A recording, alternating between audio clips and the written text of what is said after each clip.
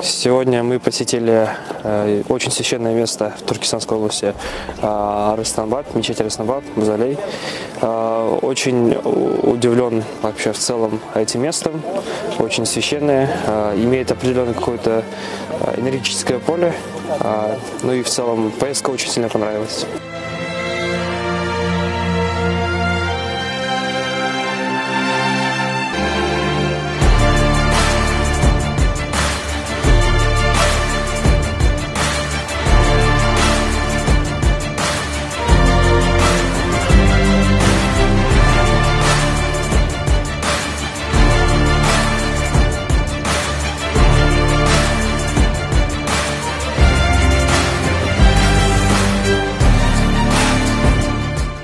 Есімі ғасырлар қойнауынан жеткен Отырар қаласына келіп, осы мұражай музейде барша осындай саздан жасалған құлналарды тамашалап, осы жердің киелі атмосферасына ауланып, рахат ләззат алып жүрміз. Арыстанбаб кесенесіне де кіріп қайттық, өте керемет.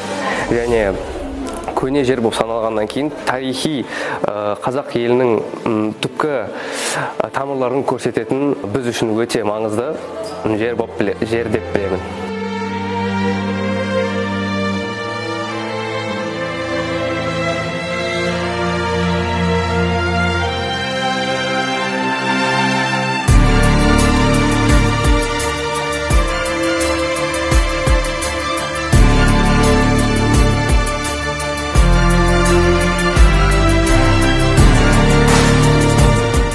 Мұндай оқиға Қазақстанның кез келген тұстарында көре беретін күн емес таулардан, желдерден басқа антропогендік факторларды.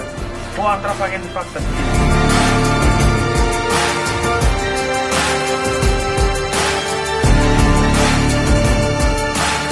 Европада монша болған емес.